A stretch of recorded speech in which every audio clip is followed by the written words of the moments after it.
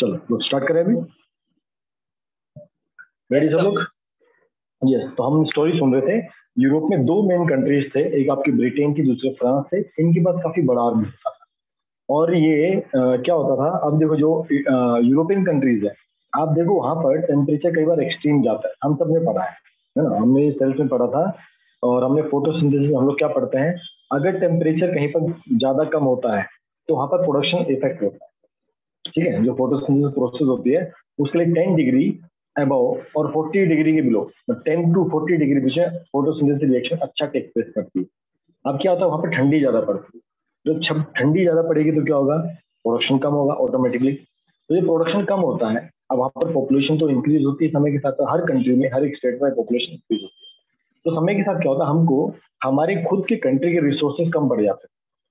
हम क्या करते थे, हम दूसरी कंट्री के ऊपर अटैक करते थे। जो भी बाकी किंगडम होते थे, राजा लोग का मन में होता था भाई आज यहाँ पर अटैक कर दिया, आज वहां पर अटैक कर दिया। तो फ्रांस और ब्रिटेन यही करते रहते थे लगभग। अगर आप कॉलोनी सिस्टम देखोगे, इन दोनों का ही लगभग राज रहा है, जिन्होंने पूरे ग्लोब पे राज किया है। अब अमेरिका ले लो, अफ्रीका ले लो, इंडिया ले, कोई भी आप कंट्री ले लो, मैक्सिमम फ्रांस और इसका राज ज्यादा रहा है। ये जर्मन वगैरह तो बहुत बाद में स्ट्रॉन्ग हुए, लेकिन 1700 1800 के आसपास ये फ्रेंच और ब्रिटेन ही थे जिनके पास बड़े बड़े कॉलोनी सिस्टम थे।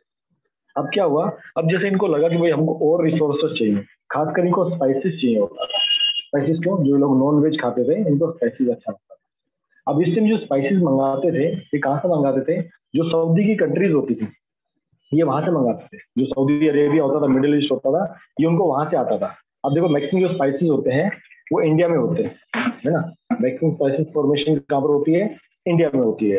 तो जब ये मिडिल ईस्ट को ऑर्डर देते थे तो मिडिल ईस्ट वाले क्या करते थे, इनको काफी हाई प्राइस पे कोट किया करते थे। इनको काफी हाई प्राइस पे कोट किया करते थे। अब इनको लगा यार ऐसे तो गलत है, इनको हम कब तक ज्यादा पैसा देते रहेंगे। तो उन्हें क्या सोचा, हम खुद रास्ता ढूंढते हैं। तो फ्रेंच वाले लोगों ने सोचा हम अपना खुद का रास्ता ढूंढते हैं और इंडिया तक पहुंचते हैं किसी तरह। अगर आप इंडिया का मैप देखोगे तो यूरोप से आपको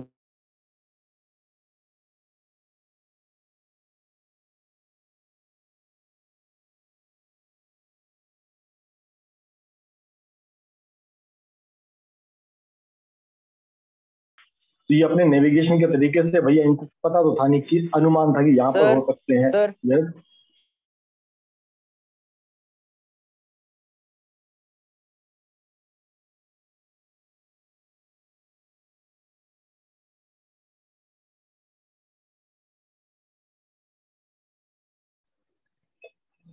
सर फिर से ब्रेक हो रही है आपकी आवाज। सर मतलब बस बीच में पूरी ब्रेक हो रही है, आवाज नहीं आ रहा बीच में कुछ भी। ओके ठीक है, आप मेरे को चैट बॉक्स पे लिख दो, मैं चैट बॉक्स पढ़ सकता हूँ, ठीक है। पर आप बीच में उसमें मत बोलना, ठीक है। जिसका माइक ऑन है तो प्लीज माइक ऑफ कर लीजिए।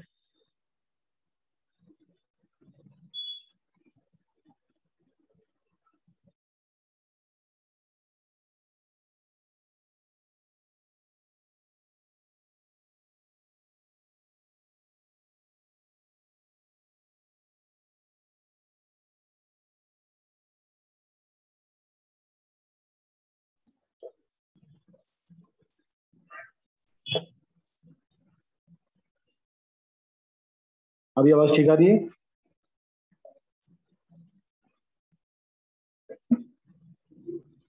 अभी आवाज आ रही है? Is it okay now? Yes sir. Okay चलो गुड। तो मैं कह रहा था इन्होंने दो लोगों को भेजा, one was Columbus and another was Vasco D gamma. ठीक है। अब जो वास्को डी गामा है वो घूमते घूमते कहाँ पहुंचे, वो अफ्रीका पहुंचे। और जो कोलंबस थे घूमते घूमते कहाँ पहुंचे, वो पहुंच गए अमेरिका। कोलंबस अमेरिका पहुंचे थे और वास्को डी गामा कहाँ पहुंचे, अफ्रीका पहुंचे। इनको पता तो था नहीं, गूगल मैप था नहीं, तो भी नेविगेशन घूमते फिरते फिरते समुद्र में भटक रहे थे। तो जो टापू मिलता पूछते थे, इंडिया है क्या, है ना। तो जब अपना कोलंबस अमेरिका पहुंचा तो उसने देखा यार इंडिया वाले भी डिस्क्रिप्शन तो कुछ होते, यहाँ तो कुछ और ही है। ठीक है। तो उसने वहां जो लोग थे वहां भी अमेरिका में उस समय भी लोग रहा करते, ठीक है। तो उनका नाम उसने रखा रेड इंडियन। तो एक अभी भी वहां प्रजाति पाई जाती है जो इंडिया जैसे हैं, उनका भी थोड़ा ब्राउनिश, उनका ब्राउनिश और रेडिश कलर है। तो ये ओरिजिनल अमेरिकन। अभी तो आप देखो अमेरिकन आपको गोरे गोरे दिखते हैं, ठीक है। अभी तो उन्होंने क्या किया, अभी तो उन्होंने गोरे गोरे लोगों दिखते हैं। ये कौन है, एक्चुअली ब्रिटिशर्स है। आप देखो जब फ्रांस वहां से निकल के गया तब वहां पर ब्रिटेन ने भी वो रास्ता ढूंढ लिया था, और ब्रिटेन ने आके अमेरिका के ऊपर कब्जा कर लिया। जो उनके रेड इंडियंस उनको कब्जे में ले लिया और उसने अपनी जगह जगह अपनी अपने स्टेट स्थापित कर दिए थे ब्रिटेन ने। ठीक है, अब कोलंबस ने तो ये सर्वे कर लिया। उनको कैसे पता लगा? देखो, उनको डायरेक्ट रूट नहीं पता था। वो जो सामान मंगाते थे मिडिल ईस्ट से मंगा, जो आप ईरान, इराक, अफगानिस्तान ये रूट देखते हो। आप देखो, इंडिया जब से आप यूरोप की तरफ जाते हो, मतलब अगर रोड से आप जाना चाहो तो पाकिस्तान, अफगानिस्तान, ईरान, इराक, ऐसे आप आगे आगे जब यूरोप आप टच कर जाते। तो जो ये पहले स्पाइसेस मंगाते थे ये बीच वाले से लेते थे, ईरान इराक से लेते थे, और उनके माध्यम से उनको रूट पता था भाई इसके पीछे की तरफ जाएंगे तो कहीं ना कहीं इंडिया है, और इंडिया का इनको इतना पता भाई सी के जो सी एरिया है वहां से कनेक्टेड है। तो उन्होंने अपने वहां से शिप छोड़ दिए, एक में कोलंबस गया, एक में वास्को डी गामा गया। भाई आज नहीं तो कल पहुंच जाएंगे। वो ढूंढते ढूंढते ढूंढते ढूंढते पहुंचे, पर ये कहीं पहुंच नहीं पाए। अब वो स्टोरी सुनो। तो जब एक कोलंबस अमेरिका पहुंचा तो इसने वहां पर किसको खोजा? रेड इंडियन से। तो इसने मैसेज भेज दिया फ्रांस ने, भाई यहाँ पर भी एक कॉन्टिनेंट है, यहाँ पर आके ये लोग राज्य कर सकते हैं। तो फ्रांस ने क्या किया, अपना कुछ आर्मी वहां भेजा, चलो वहां पर हम कुछ कब्जा कर लेते हैं। ये स्टोरी थोड़ी देर में सुनाता हूँ। अब जो वास्को डी गामा था, कहाँ पहुंचा? अफ्रीका। अफ्रीका पूछा भाई इंडिया है क्या? बोले इंडिया तो नहीं, इंडिया तो बहुत आगे जाके है। ठीक है, तो उसको वहां पर एक व्यक्ति मिला, उसका नाम है पटेल भाई, गुज्जू भाई। हमारे गुज्जू भाई कहीं पहुंच जाते हैं, जैसे सरदार और गुज्जू हर जगह पहुंच जाते हैं, तो हमारे सरदार भाई उस समय, मतलब पटेल भाई कौन? गुजराती पटेल। 1700 सदी में कहाँ पर थे? अफ्रीका। लोग हमें कहते हैं बहुत पिछड़े होते हैं, लोग कहते हैं हम बहुत पिछड़े हैं, लेकिन उनको ये नहीं पता था कि हमारे लोग उस समय बिजनेस के लिए इंडिया से अफ्रीका जाते थे।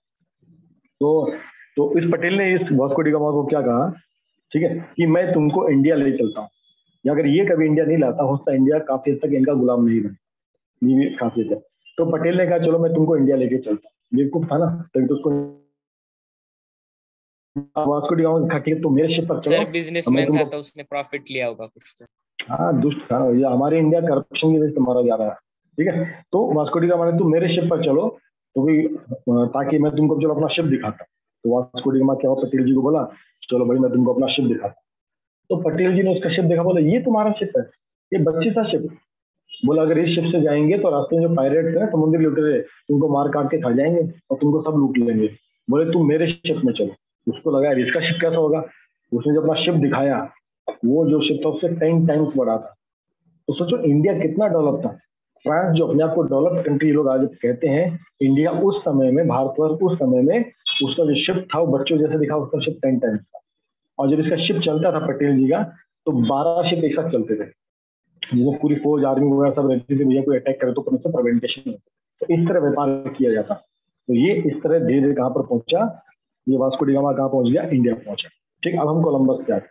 कोलंबस अमेरिका में था, उसने फ्रांस को मैसेज दिया भाई यहाँ भी जमीन अच्छी है, यहाँ भी रिसोर्सेज, चलो यहाँ पर कब्जा करते। तो फ्रांस आर्मी कहाँ पहुंची? पहुंच गई अमेरिका। अब तब तक ब्रिटेन वहां पर कब्जा कर चुका था, वहां पर लगभग 13 कॉलोनीज एस्टेब्लिश कर ली थी। अब इससे फ्रांस का इससे युद्ध चलता रहा, और तकरीबन 7 साल ये युद्ध चला। ठीक है, 7 साल ये युद्ध चलता रहा। इससे क्या हुआ, ब्रिटेन और फ्रांस को बड़ा हानि हुआ। जब भी युद्ध होता है तो इकोनॉमिकल बहुत डाउन चले जाते हैं। तो क्या हुआ, ब्रिटेन ने तो क्या किया, जो उसका अमेरिकन में जो लोग थे उन्होंने उसके ऊपर टैक्सेस लगा दिए। भाई हम तुमसे टैक्स वसूली करेंगे, हम युद्ध में जो भी हमारा खर्चा होता है, क्योंकि हम तुम्हारी रक्षा कर रहे हैं, है ना। ब्रिटेन ये तो बोलता था हम तुम्हारी रक्षा कर रहे थे, तुम हमको टैक्स दो। अब फ्रांस के पास तो कॉलोनी था नहीं वहां पर, तो उसको उसको कर्जा लेना पड़ा अपने साहूकारों से, जो उसके कंट्री के खुद के साहूकार लोग थे, उसने उनसे कर्जा ले लिया। इस वजह से क्या हुआ, फ्रांस में पैसे की बहुत भारी किल्लत।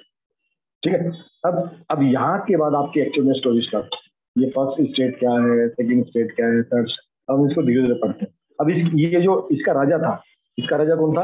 लुई 16। ठीक है, तो यहाँ पर जब भी अगर बच्चा पैदा होता था उसका नाम रखा था लुई। तो ये लुई 16 था, इससे पहले भी कई सारे लुई हो। तो लुई 16 उस टाइम राजा था जिस टाइम ये सब दुर्घटना काल हुआ। ठीक है, ये सब घटनाएं चली, और यहाँ से फ्रेंच रिवोल्यूशन आपका स्टार्ट हुआ, जिसके बाद कहीं ना कहीं डेमोक्रेसी, हम जो हमने कल परसों डेमोक्रेसी पढ़ा था, जो डेमोक्रेसी का ओरिजिन है यहीं से होता है अगर देखा जाए तो। वैसे इंडिया में डेमोक्रेसी बहुत पहले से एग्जिस्ट करती है, ये तो कहने वाली बात है। ठीक है, अब इस ल्यूस की एक बेवकूफी थी। इसकी वाइफ जो थी वो ऑस्ट्रेलिया की राजकुमारी थी।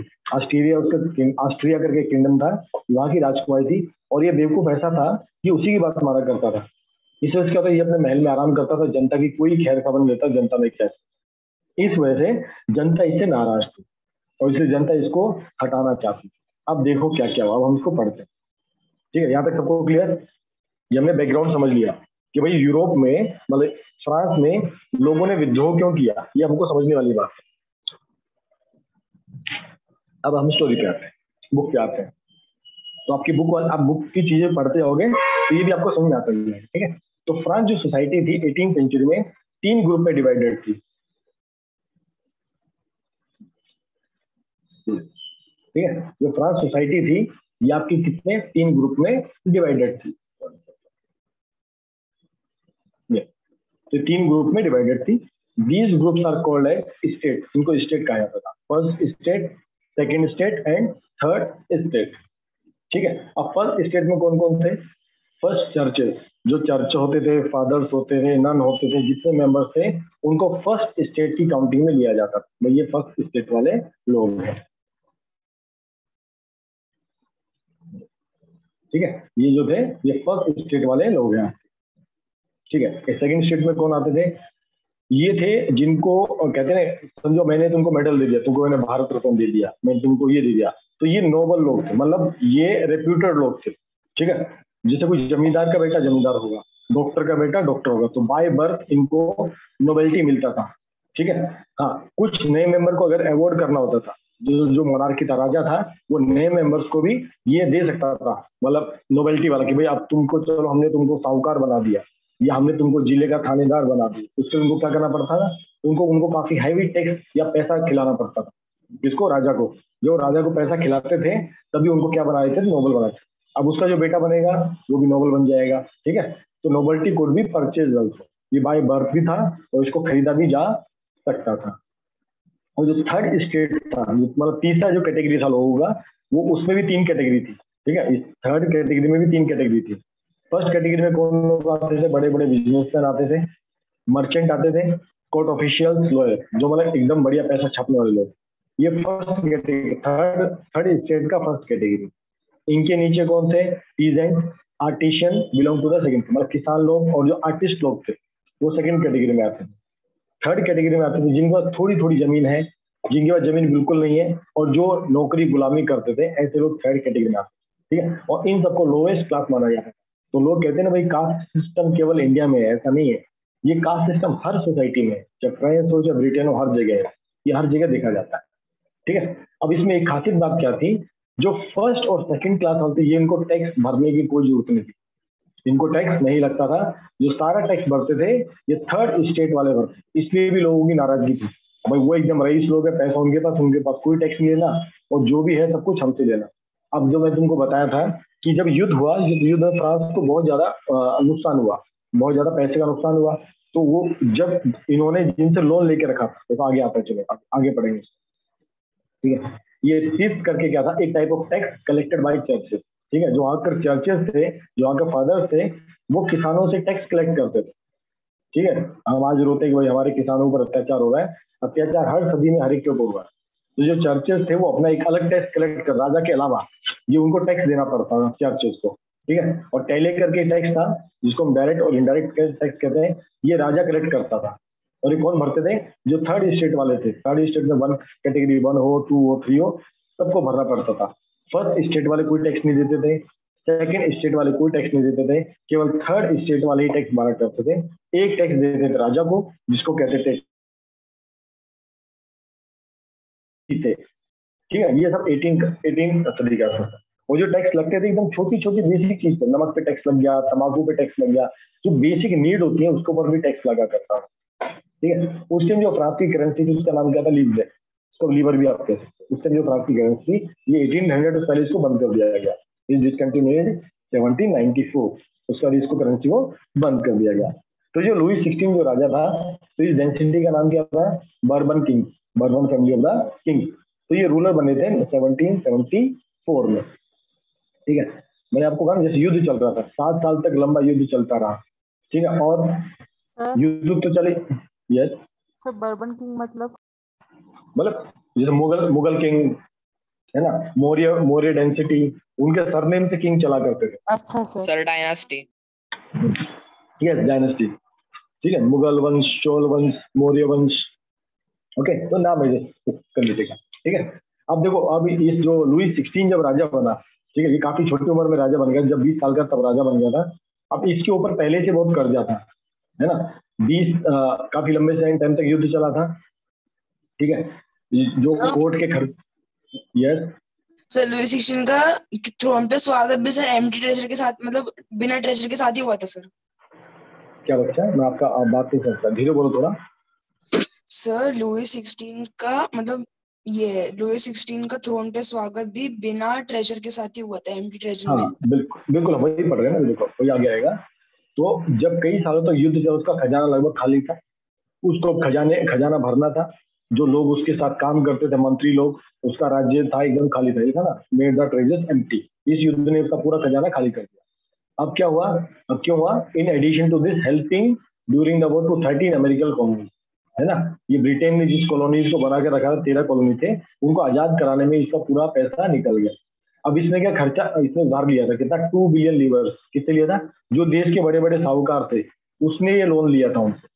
अब जैसे युद्ध हारे, ये 7 साल तक युद्ध चलता रहा, इसका कोई परिणाम नहीं निकला और ये लोग युद्ध हार चुके थे, ठीक है। तो जिन्होंने इसको पैसा दिया था, उन्होंने अब इसके ऊपर इंटरेस्ट चार्ज करना स्टार्ट कर दिया, कि उसको पता था राजा की कंडीशन ठीक नहीं है। उन्होंने क्या किया, अपना इंटरेस्ट रेट बढ़ा दिया। अब बोले 10% से तुमको जितना तुमने पैसा लिया है करना पड़ेगा। इससे कंडीशन और भी खराब होती चली गई। पहले तो लोन चुका नहीं पा रहे थे, ऊपर से उन्होंने टैक्स और लगा दिया। अब ये पैसा कैसे चुकाएंगे, इन्होंने क्या किया, जनता के ऊपर जो टैक्स लेते थे उसको टैक्स को बढ़ा दिया। और टैक्स कौन देते थे, जो थर्ड स्टेट वाले लोग तो टैक्स दिया करते थे। इन्होंने क्या किया, दे इंक्रीज द टैक्सेस। इससे क्या हुआ, थर्ड स्टेट वाले गुस्से में आ गए। बोले पहले गुस्से में क्यों थे, बोले फर्स्ट स्टेट और सेकंड स्टेट वाले कोई भी टैक्स नहीं भरते थे, सारे टैक्स हम देते हैं। अब राजा मनमानी कर रहा है और हमसे सारा पैसा वसूल रहा है, वो फर्स्ट स्टेट वाले सेकंड स्टेट वालों से क्यों नहीं लेता, ठीक है। तो ये सब होता चला। अब इसके ये तो हुआ, ये तो गुस्सा हुआ, ठीक है। अब इसके लिए मीटिंग बुलाई गई थी, राजा ने एक मीटिंग बुलाई, ठीक है। ये हम आगे पढ़ेंगे थोड़ा सा आगे जाकर, कोई कहा ना स्टोरी को आगे पीछे अलग अलग पार्ट में था, ठीक है। ये वाला part outbreak of the revolution की उसने एक मीटिंग बुलाई, असेंबली बुलाई थी। फर्स्ट क्लास के लोग बुलाए, सेकंड स्टेट के लोग बुलाए, थर्ड स्टेट के लोग बुलाए, ठीक है। तो उसने क्या किया, एक रेजोल्यूशन पास करना था कि भैया मैं टैक्स बढ़ाना चाहता हूँ। तो क्या कहा, मैं टैक्स बढ़ाना चाहता हूँ। उसने एक असेंबली बुलाई, अपने दरबार में एक असेंबली लगाई, और ये 5 मई 1798 की बात है। तो इसमें हर जगह से रिप्रेजेंटेटिव थे। जो स्टेट वन था वहां से 300 लोग आए, जो स्टेट 2 था उससे भी 300 लोग, और जाके थर्ड स्टेट थे वहां से 600 लोग आए, टोटल 1200 लोग थे, ठीक है। तो इन्होंने इसके सामने अपना प्रस्ताव रखा, भाई ऐसा ऐसा है, हम बढ़ाने के टैक्स वगैरह बढ़ाना चाहते हैं, ठीक है। अब इन्होंने देखा जो रिप्रेजेंटेशन था, ये थर्ड स्टेट थे, उसके जो रिप्रेजेंटेटिव पढ़े लिखे लोग थे, ठीक है, जिनका अच्छा खासा पैसा था, वो लोग थे, ठीक है। इन्होंने राजा के सामने बात रखी, भैया इतना तुम टैक्स मत बढ़ाओ, ऑलरेडी टैक्स ज्यादा है, आप ऐसे बढ़ाओगे तो ठीक नहीं। तो ये लुईस ने मानने को इनकार कर दिया, नहीं भैया हम तो वोट बढ़ाएंगे ही बढ़ाएंगे। इन्होंने एक काम और किया था, क्या किया था वो आपको बता देता हूँ, ठीक है। जो स्टेट वन था उसके कितने लोग थे, उसके 300 लोग थे। जो स्टेट टू था उसके कितने लोग थे, 300 लोग थे। उसने कहा इन सबका एक वोट, इन सबका एक वोट, और जो थर्ड स्टेट थे उसके कितने लोग थे, 600 लोग। उसने कहा इसका भी एक ही वोट माना जाए। अब इसने दो, मतलब ये दो, टोटल 1200 लोग ही थे मीटिंग में। हाँ टोटल मतलब रिप्रेजेंटेशन, टोटल 1200 लोग नहीं थे, रिप्रेजेंटेशन की बात हो रही, भाई उनके प्रतिनिधि आए थे, है ना। उसने उसको पता था जो स्टेट वन और स्टेट टू वाले उसकी बात मान जाएंगे, भाई टैक्स बढ़ाना। इसने क्या कहा, देखो 3 वोटिंग कैटेगरी है, स्टेट वन के 300 लोग, उनका एक वोट होगा, भाई हम हाँ या ना। सेकंड स्टेट के भी 300 लोग हैं, सबका हाँ या ना। तो मतलब ऐसा नहीं था कि 300 लोग हाँ ना बोलेंगे, नहीं, वो 300 जो 300 की तरफ से एक ही वोट आएगा, और जो 600 लोग तो उनकी तरफ से भी एक ही वोट आएगा। अगर फर्स्ट और सेकंड स्टेट वाले बोल देते हमको टैक्स बढ़ाना है, मतलब टैक्स बढ़ जाता, तो 600 लोगों की वोट की वैल्यू नहीं थी, ठीक है। उन 600 टैक्स के लोगों की वोट की वैल्यू नहीं थी। अब क्या हुआ, इससे थर्ड स्टेट वाले और भी नाराज हो गए, इससे थर्ड स्टेट वाले लोग फिर से नाराज हो गए, ठीक है। फर्स्ट और सेकंड स्टेट वाले को तो इजी था, क्यों भाई इजी था, क्योंकि उनको पता था कि भैया हमको पैसा तो हमको तो वैसे टैक्स नहीं भरना है, अगर टैक्स इंक्रीज हुए तो भी हमको क्या लेना देना है। तो उन्होंने लुईस ने उनका प्रपोजल रिजेक्ट कर दिया, किसका, थर्ड स्टेट वालों का, भाई हमारा भी इक्वल वोटिंग होना चाहिए। आप 1 to 1 वोटिंग लेके देखो, 600 लोगों के 600 वोट होने चाहिए, 600 का एक वोट नहीं होना चाहिए। तो लुईस ने उनका प्रपोजल मानने से इनकार कर दिया। तो उन्होंने क्या किया, एक जगह इकट्ठे हो गए, जाके 20 जून को एक जगह इकट्ठे हो गए, जो इंडोर टेनिस कोर्ट था, ठीक है। उन्होंने उसको बोला ये हमारी नेशनल असेंबली होगी, और जो 600 लोग अभी चुन ये आए हैं, ये हमारे रिप्रेजेंटेटिव रहेंगे, और हम एक ऑथ लेते हैं कि हम एक कॉन्स्टिट्यूशन लिखेंगे, हम एक संविधान लिखेंगे जिसके अकॉर्डिंगली फ्रांस को हम चलाएंगे, ठीक है, जिसके अकॉर्डिंगली हम लोग फ्रांस को रन करेंगे। हम राजा की नहीं सुनेंगे, जब राजा हमारी बात नहीं सुनता हम भी राजा की बात नहीं सुनेंगे, हम अपना खुद का संविधान लिखेंगे, उसके अकॉर्डिंगली चलाएंगे। तो यहाँ पर 2 लोगों ने इनको हेल्प किया था, ड्राफ्टिंग लीडरशिप थे मेरा बाबू और एबे टिएफो। तो जो मेरा बाबू था नोबल फैमिली से बिलोंग करता, मतलब स्टेट 2 होता था, तो इनको दोनों का कुछ लोग थे, ऐसा नहीं था कि फर्स्ट स्टेट और सेकंड स्टेट के सारे लोग कहते थे भाई टैक्स बढ़ना चाहिए, ठीक है, कुछ अच्छे लोग भी थे जो कहते भाई किसानों को भी इतना टैक्स मत लगाइए। तो जो मेरे बाबू था ये सेकंड फैमिली से बिलोंग करता था, नोबल फैमिली से, और एबेसियस कौन था, प्रीस्ट था, ये भी था भाई ठीक है तुम्हारी बात थी हम तुम्हारे साथ करें। तो इन्होंने इन दोनों को काम दिया भाई तुम कॉन्स्टिट्यूशन लिखो, ठीक है, हम तुम्हारे गाइडेंस में काम करेंगे और हम राजा को प्रपोजल देंगे। भाई राजा, हाँ वही सुन लो अभी। तो ये इन्होंने बोला आप कॉन्स्टिट्यूशन लिख दो, हम एक बार राजा से बातचीत करेंगे, अगर राजा इस कॉन्स्टिट्यूशन के अकॉर्डिंगली चलना चाहता है तो भैया हम तुम्हारी प्रजा बनने को तैयार हैं, नहीं तो हम हम अपना फ्री सोसाइटी अपना आपको घोषित कर देंगे, ठीक है, हमें तुम्हारा कोई मतलब नहीं, हम तुम्हें कोई टैक्स नहीं देंगे, अब जो तक तुमको टैक्स देते थे वो तुमको टैक्स नहीं देंगे। तो इन दोनों ने काफी अच्छा स्पीच दिया उस असेंबली में, ठीक है, आप अगर बुक का फोटो देखोगे आपको फोटो दिखाई देंगी कि भैया टेनिस कोर्ट में काफी अच्छा लेक्चर है, ठीक है। और समस्या क्या हुई थी वो भी थी, यस, अब कहीं ना स्टोरी आपकी आगे पीछे चलती, कभी स्टोरी आगे जाती कभी स्टोरी पीछे आती। जब युद्ध चल रहा था, युद्ध चलते चलते भी क्या हुआ, इनकी पॉपुलेशन इंक्रीज हुई थी, मतलब युद्ध स्टार्ट होने से पहले, ठीक है, 23 मिलियन से लोग कहाँ पहुंच गए 28 मिलियन, मतलब 50 लाख लोग ऐड हुए थे तकरीबन 70-90, मतलब 60-70 साल में इनकी पॉपुलेशन 50 लाख ऐड हो गई थी। इससे क्या हुआ, फूड ग्रेन्स का डिमांड बढ़ गया था, जैसे पॉपुलेशन बढ़ेगी डिमांड बढ़ेगा, जब डिमांड बढ़ेगा तो क्या प्रोडक्शन अच्छा नहीं हो पाता, क्यों, क्योंकि कभी सूखा पड़ जाता था, कभी ओले पड़ जाते थे, कभी बीमारी लग जाती थी फसल को, कभी कोई पेंडेमिक आ गया, कुछ ना कुछ आता रहता था, इससे क्या कंडीशन वर्स्ट हो गई। बट जैसे जैसे पॉपुलेशन बढ़ रही है, बट खाने को अनाज भी तो बढ़ना चाहिए, पर जो अनाज का प्रोडक्शन था वो उस रेशो में नहीं बढ़ रहा था। तो इससे क्या हुआ, प्राइस रेज हो गया, किसका, ब्रेड का। जैसे आजकल हम रोटी खाते हैं तो उन लोगों के लिए ब्रेड उनका रोटी होता है, तो उनका बेसिक डाइट था ब्रेड, तो उस समय ब्रेड का रेट बहुत ज्यादा बढ़ गया था, ठीक है। लोग क्या कर रहे, जमाखोरी कर रहे, जो दुकानदार थे वो अपने पास छुपा लेते थे, उसका रेट बढ़ाए थे, जो समझो जो चीज 5 रुपए की मिलती थी और वो 70-80 रुपए की मिलने लग गई, ठीक है, तो उन्होंने इतना उसका रेट बढ़ा दिया, तो लोगों के अंदर बहुत गुस्सा था। एक बार क्या हुआ कि एक बार ये काफी लेडीज लोग खड़े थे बेकरी की दुकान के आसपास, वही उससे मांग रहे थे भाई बेकरी दे दो, ब्रेड दे दो, वो बोला खत्म हो गया हमारे पास कोई नहीं। वो क्या करते थे, अपने पास जमा कर लेते, बाहर बोल देते थे हमारे पास ब्रेड नहीं है। तो एक बार इन लेडीज का गुस्सा काफी भड़क गया, उन्होंने क्या किया, दुकान को तोड़फोड़ दिया, बेकरी को तोड़फोड़ दिया, और वहां से जो भी बेकरी उनको मिली वहां पर कहीं ब्रेड थी उन्होंने सब लूट लाट लिया। क्यों, लोगों के अंदर गुस्सा था, वही खाने को एक तो खाने को नहीं है, ऊपर से महंगाई इतनी, तो क्या करना चाहिए, तो ये सब दिक्कत है, ठीक है। तो ये भी उस टाइम चल रहा था।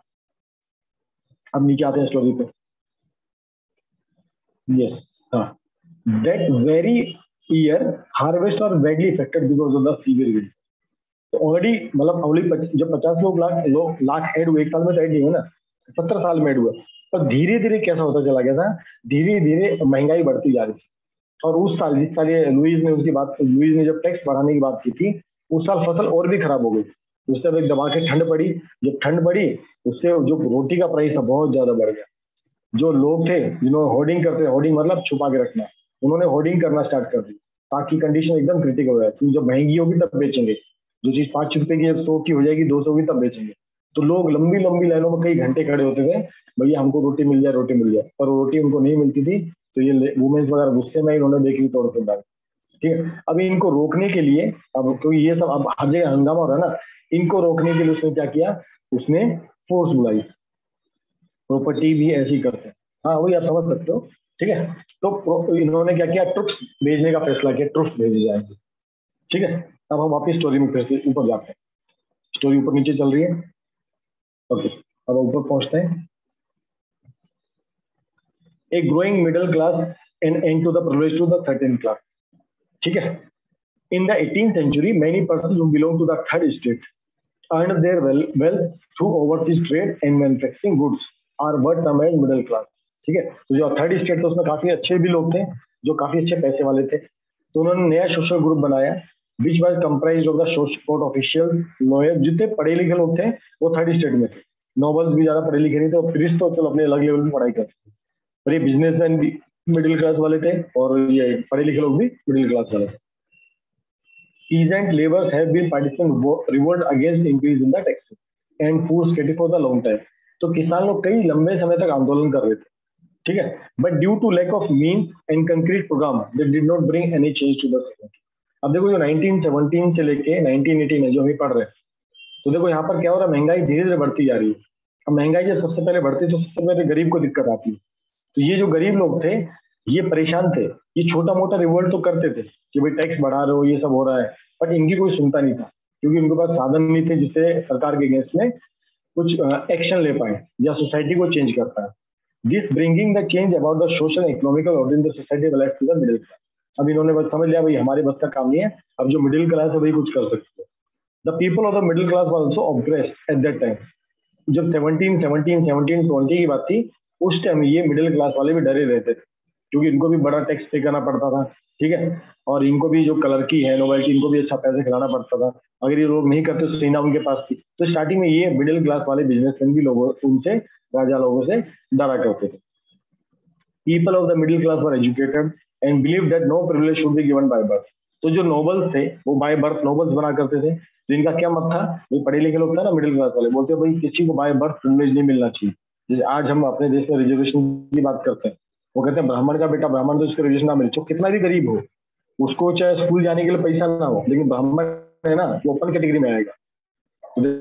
तो कोई कहता है इंडिया में ऐसा बर्थ रेदर सर बीच में पोजीशन आपकी ऑफ आवाज द अटक पर्सन। रही है, आप उधर से बोलिए ना, ब्राह्मण का बेटा वहां से स्टार्ट कीजिए। बेटा बेटा देखो अगर आप बीच बीच में टोकोगे तो कैसे चलेगा। मैं देखो मैं समझ नहीं पाता मेरा कब वॉइस ब्रेक होता है, कहीं ना कहीं आपका भी अगर नेट फ्लक्चुएट करेगा ना बच्चा तब ये होता है, ठीक है। नो सर, मैंने चैट में भी बच्चों ने मैसेज किया। हाँ सुनो, people of the middle class were educated and believe that no privilege should be given by the birth. देखो आप भी खुद सामने पढ़ सकते हो, ऐसा नहीं कि मैं आपको पढ़ा रहा हूँ, आप भी देखो मैं इस लाइन पे इंडिकेट करता हूँ मैं कहाँ पर, आप भी इस लाइन को पढ़ सकते हो, कोई बड़ी मुश्किल लाइन नहीं। तो ये मिडिल क्लास लोग जो पढ़े लिखे सोचते थे भाई किसी को प्रिविलेज केवल बर्थ के आधार पे नहीं मिलना चाहिए, रेदर उसका पोजीशन चेक करना चाहिए सोसाइटी में, भाई उसका पैसा है नहीं है, उसके हिसाब से उसको हमें प्रिविलेज देना चाहिए, ठीक है। कि कोई राजा के बेटा है तो राजा बनेगा, कोई नोबल का बेटा नोबल बनेगा, नहीं, उसकी क्वालिफिकेशन की बेस पे उसको मिलना चाहिए। Philosopher such as John Locke and Jean Jacob Rousseau were inquesting society based on freedom. तो एक ऐसी सोसाइटी फॉर्मेशन की बात कर रहे थे जहां पर सबके लिए इक्वल लॉ हो, अपॉर्चुनिटी हो, ठीक है। वो विद्रोह होने से पहले, ठीक है, विद्रोह हुआ नहीं है, अब ये सब भूमिका चल रही है ना, स्टोरी आगे पीछे जा रही है कि 1970 से लेकर 1980 तक अभी भूमिका बंद है। ऐसा नहीं होता कि युद्ध एक दिन में शुरू होता है, कोई भी युद्ध को शुरू होने में कई समय लगते हैं, कई बार 10 साल लगता है, 15 साल भी लगता है, वो बिल्डअप करना पड़ता है युद्ध को, ठीक है। तो ये जो फिलोसफर थे ये भी यही चाह रहे थे भाई सबको फ्रीडम हो, इक्वल लॉ सबके लिए हो, फर्स्ट स्टेट के लिए अलग हो, सेकेंड स्टेट के लिए अलग ना हो, सबको बराबर अपॉर्चुनिटी मिल जाए, सब चाहते हैं। The freedom of the 13 colony USA from Britain based on the such idea, ठीक है। हम जो उन 13 कॉलोनीज को फ्रांस लोग आजाद कराने गए थे उसी प्रिंसिपल पे गए थे, भाई कोई किसी का गुलाम क्यों बने, है ना। आप तभी तो उनको आजाद कराने गए थे यूएसए वालों को। Strengthen the thought for then philosophers who mainly belong to the middle class। तो मिडिल क्लास वाले लोग जो पढ़े लिखे लोग थे, पैसे वाले लोग थे, अब उनके अंदर ये सोच आने लग गई भाई राजा और ये नोबल लोग हैं, ये केवल हमारे ऊपर राज्य क्यों करें, हम सबको इक्वल अधिकार मिलना चाहिए। हम डेमोक्रेसी बात करते हैं ना, फंडामेंटल राइट्स, फंडामेंटल ड्यूटी, तो ये देखो यहाँ से सोचना शुरू हो जो पॉलिटिकल थिंकर थे, फिलोसफर थे उस टाइम फ्रांस के, ठीक है। They refute the doctrine of the divine and absolute right of the monarch was main idea of the day, ठीक है, कि भाई कोई राजा है तो उसका बेटा ही राजा ना बने, अगर कोई लायक है तो उसको राजा बनाया जाए। तो they made public into treaties of the government. तो इन्होंने क्या किया, उनको कुछ प्रपोजल भेजा, इसको राजा का प्रपोजल भेजा, ये लोग भी अपनी तरफ से ट्राई कर रहे हैं, ठीक है। तो रोसे था, उसने propose idea to form a government based on a social contract between people and their representative. बोले यहाँ से एक तरह से डेमोक्रेसी की शुरुआत हो रही है। तो रोज ने राजा को प्रपोजल भेजा, या इसने अपनी पब्लिक में प्रपोजल दिया, भाई हमारे बीच से रिप्रेजेंटेटिव जाने चाहिए और ये गवर्नमेंट में जाके काम करें और हमारी चीजों को वहां पर प्रेजेंट करें। और जो Montesquieu give the idea of division of the power with in the government among the legislature educative judiciary in his spirit of the law. देखो हमारे यहाँ पर भी आप देखो लेजिस्लेचर देखते हो, एजुकेटिव देखते हो, जुडिशरी, तो ये फ्रांस में आज से 300-250 साल पहले था। ठीक है। These idea of the then philosopher and political thinker began to spread far and wide among the people। अब जो ये आइडिया था, ये देखो लोगों को समझाना पड़ता है।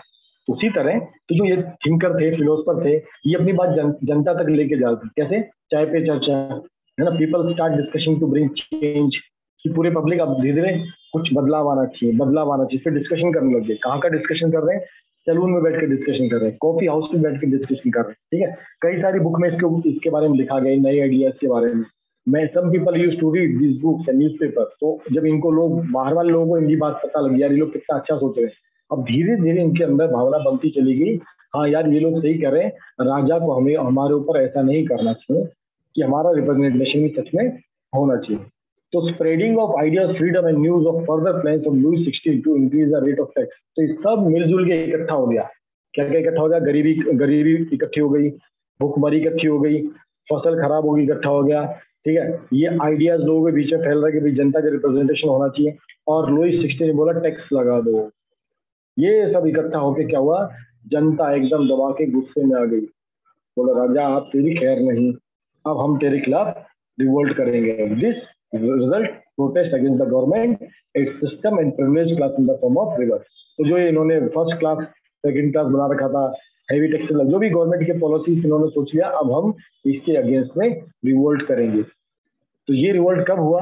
जब लुई 16 ने सभा बोला मैं टैक्स बढ़ाना चाहता हूँ। तो उस तब तक इनका गुस्से का गुब्बारा फूल चुका था।